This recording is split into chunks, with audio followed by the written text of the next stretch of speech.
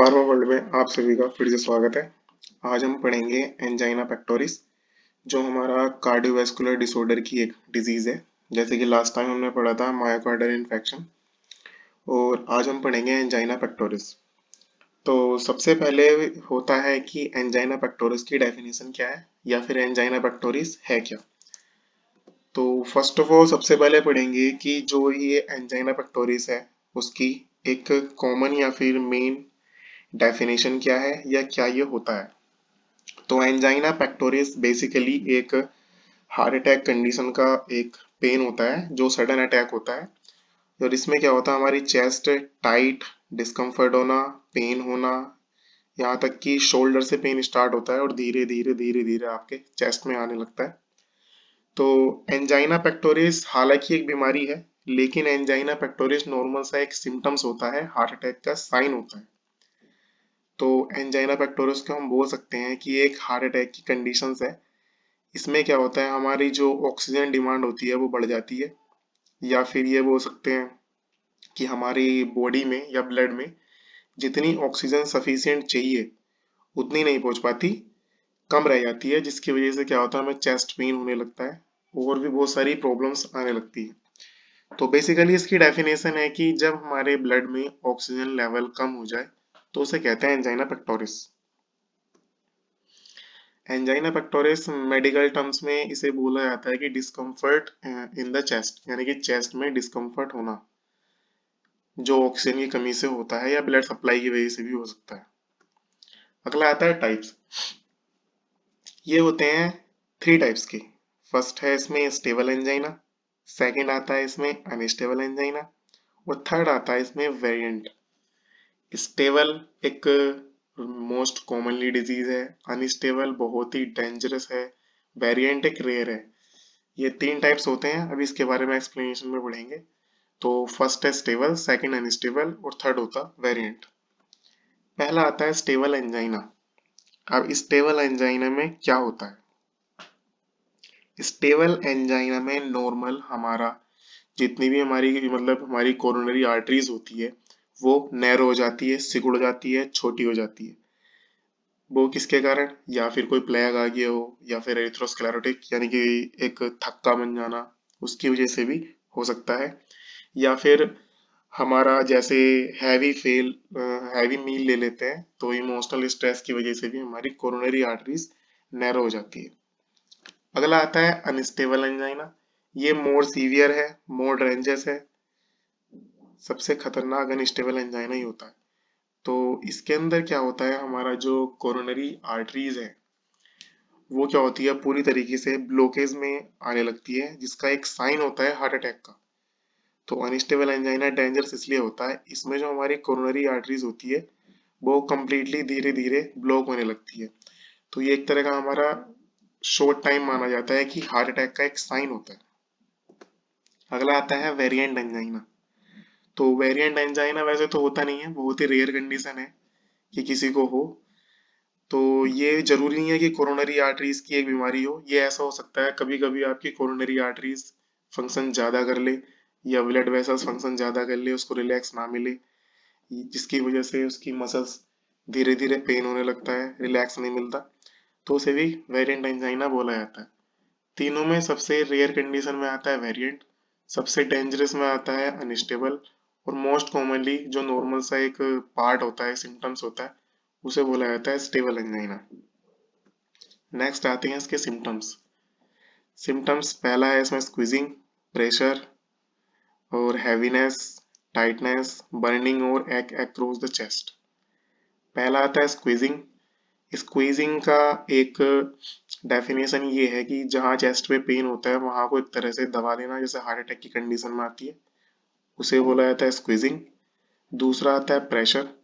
Pressure यानी कि जैसे ब्लड प्रेशर बढ़ जाता है, स्वेटिंग आ जाती है, पसीना आने लगता है, चक्कर आते हैं या कंफ्यूजन ऐसा होता है, उसे बोला जाता है प्रेशर।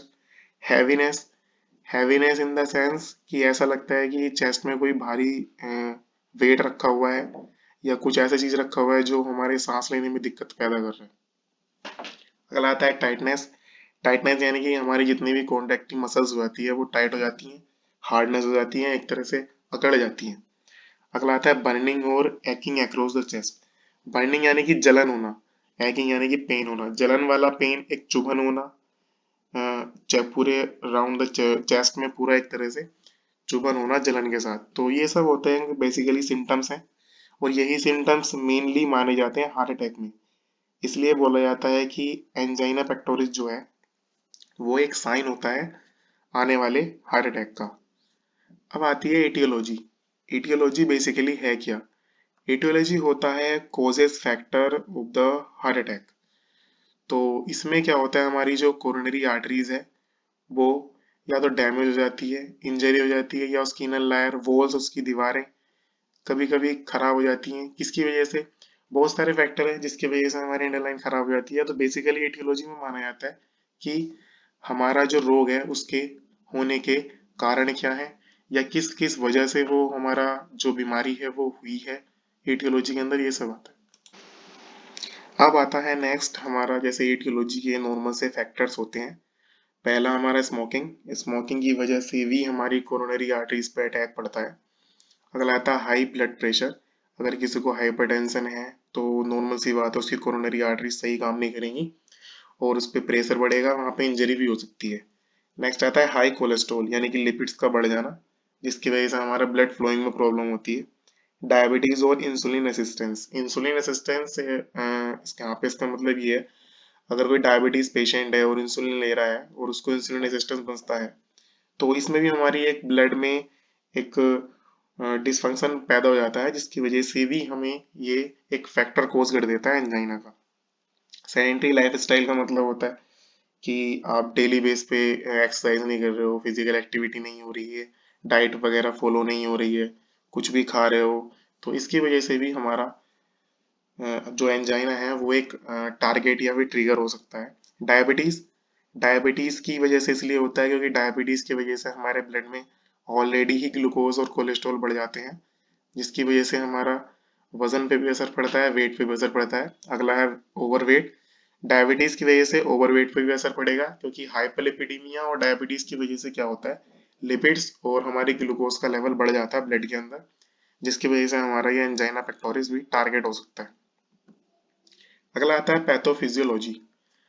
तो पैथोफिजियोलॉजी का मतलब है कि वो जो बीमारी है, यानी कि हमारा जो ये एंजाइना पेक्टोरिस है, वो हमारी बॉडी में जाके किस प्रकार से डेवलप कर रहा है या किस तरीके से हमारी बॉडी के अंदर फैल रहा है।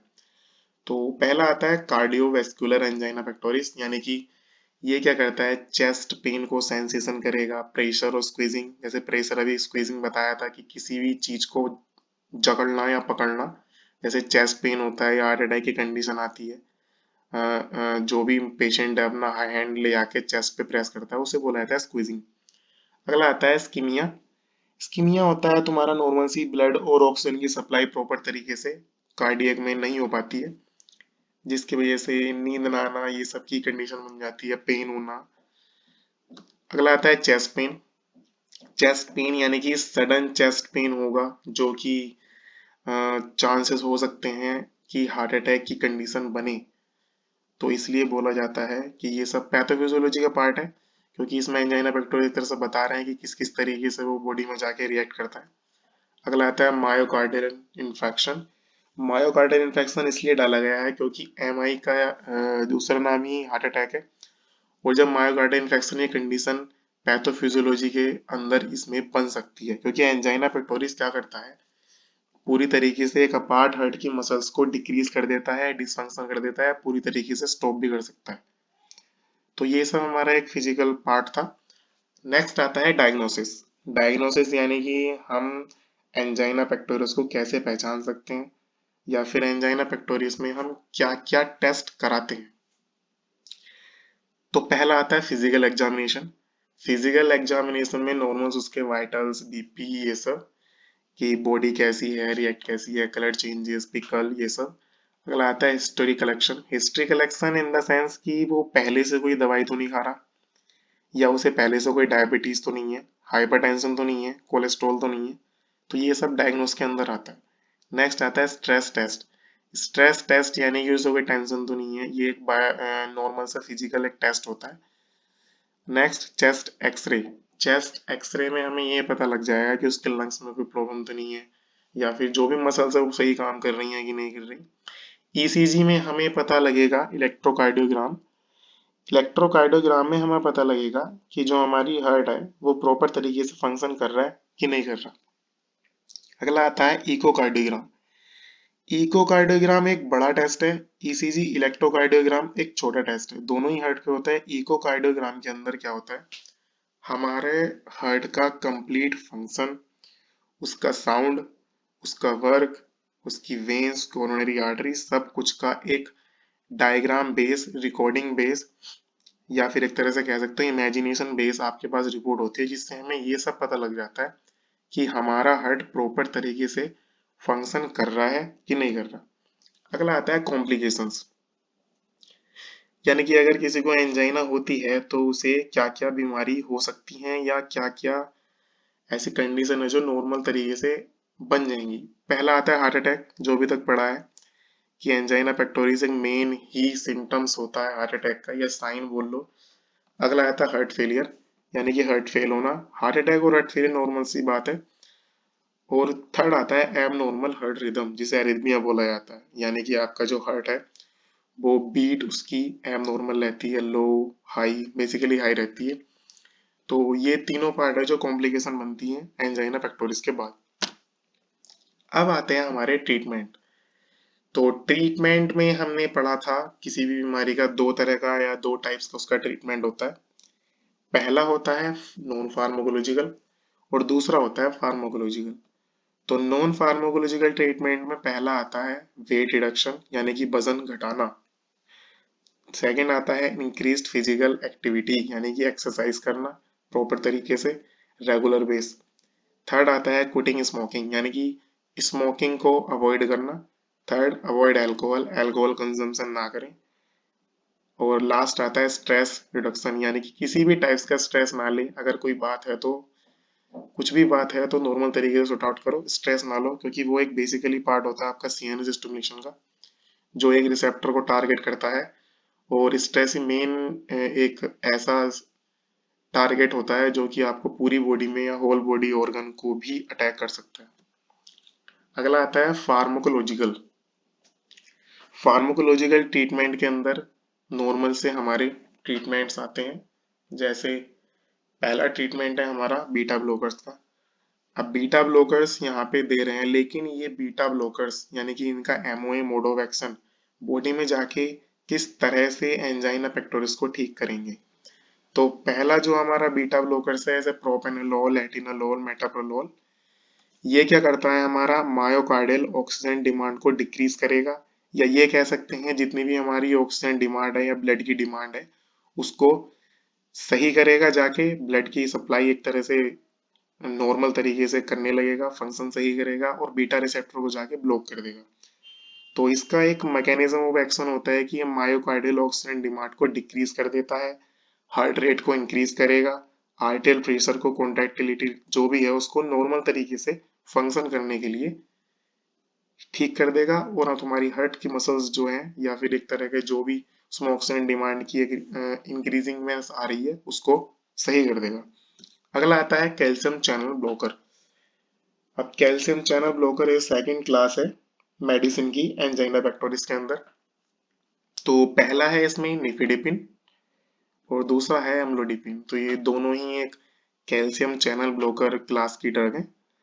तो अब कैल्शियम चैनल ब्लॉकर क्या करेगा, तो कैल्शियम चैनल ब्लॉकर जो है हमारा क्या करेगा, जो वेस्कुलर की स्मूथ मसल्स हैं इसकी हार्ट की, उसको प्रॉपर तरीके से सेलेक्ट करेगा और उसकी जितने भी मसल्स का कार्डियक फंक्शंस है जो एबनॉर्मल तरीके से हो रहा है उसे नॉर्मल करेगा।